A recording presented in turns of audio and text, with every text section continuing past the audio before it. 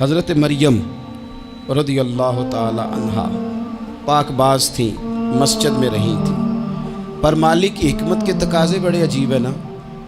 پھر جناب مریم کو اللہ تعالیٰ نے بغیر شوہر کے اولاد عطا کر دی۔ یہ بات ہی ایسی تھی، وہ کسی نے کہا تھا کہ مخلوق تو فنکار ہے اس درجہ کے پل بھر میں سنگے در کعبہ سے بھی اصنام تراشے، تم کون ہو کیا چیز ہے داغ کبابی۔ لوگوں نے تو مریم پہ بھی الزام تراشے، تو لوگوں نے کہا کدھر سے لے آئی بچہ، تیرا باپ تو ایسا نہیں تھا، کہاں سے لے آئی؟ اللہ کرے میں آپ کو سمجھا سکوں، ذرا اپنے آپ کو وہاں کھڑا کریں کہ ایک پاک باز عورت، پاک باپ کی بیٹی، طیب ماں کی بیٹی اور اللہ کے گھر میں پرورش پانے والی خاتون، ایک وہ وقت اور ایک یہ وقت کہ اس عورت کو کٹہرے میں کھڑا کر کے پوچھا جا رہا ہے کہ معاذ اللہ تیری گود میں بچہ جائز نہیں ہے، کہاں سے لائی ہے؟ اب خود سے صفائیاں بندہ کتنی کو دے، کتنی کو وضاحتیں کرے۔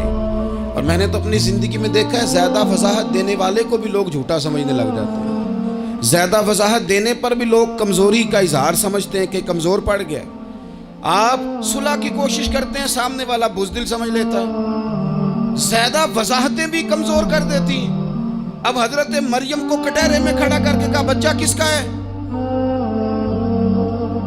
تو پھر خدا بندوبست جب کرے، اللہ جب مددگار ہو، تو پھر حضرت مریم کی گواہی درختوں سے نہیں دلوائی، اس نے پتوں سے نہیں دلوائی، پھر فرشتے نہیں بھیجے۔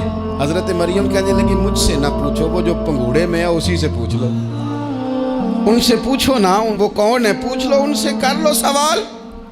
انہوں نے کہا پنگوڑے میں چند دنوں کا بچہ یہ جواب دے گا؟ مددگار تھا رب، ان کی برات کا اعلان کرنا تھا مالک نے، اور جب مالک اعلان کر دے، جب مالک تیری صفائی دینا چاہے، جب مالک تجھے دنیا کے سامنے نکھارنا چاہے، تو پنگوڑے میں لیٹے حضرت عیسیٰ بول کے کہنے لگے انی عبداللہ آتانی الکتاب، فرمایا میں اللہ کا بندہ ہوں، رب نے مجھے کتاب عطا کر کے نبی بنا کے دنیا میں بھیجا ہے، میں اللہ کا بندہ ہوں، کتاب لے کے آیا ہوں، نبی بن کے آیا ہوں۔ پھر پنگوڑے سے اعلان ہو گیا، پھر بچہ بول پڑا۔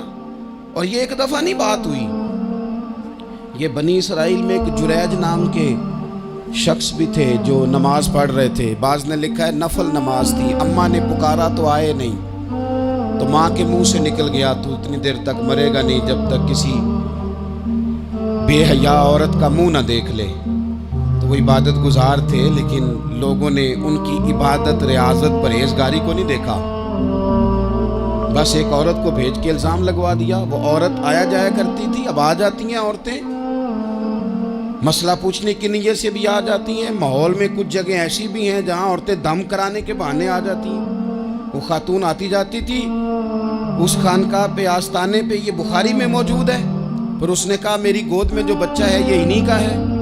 مجھے بتائیں کیسے بندہ وضاحت دے؟ حالات خراب ہو گئے، لوگ کٹیا جلانے لگے، ماحول اور طرح کا بن گیا۔ میرے نبی پاک علیہ الصلوۃ والسلام فرماتے ہیں پھر اس رب کے بندے نے کہا مالک تو کریم ہے، تیری مشیت کا تقاضا آیا جو میری ماں نے جملے بولے تھے، پر اب میں وضاحت دینے کے قابل نہیں رہا، اب تو ہی کرم کرے گا تو دروازہ کھلے گا۔ تو وہ چند دنوں کا بچہ پنگوڑے میں بول کے کہنے لگا میں اس درویش کا نہیں، میں تو فلانے چرواہے کا بچہ ہوں، وہ جو بکریاں چراتا ہے۔ رب کی مدد کو پکاریں، اپنے ساتھ اپنے مالک کی مدد کو شامل کریں، تھوڑے رزق پر بھی گزارا اچھا ہونے لگ جائے گا۔ سارے لوگ آپ کو گرانے کی تدبیریں کر رہے ہوں گے اور مالک آپ کو عزتیں عطا فرما دے گا، اس کی بارگاہ سے حکمت کا تقاضا اور ہو جائے گا۔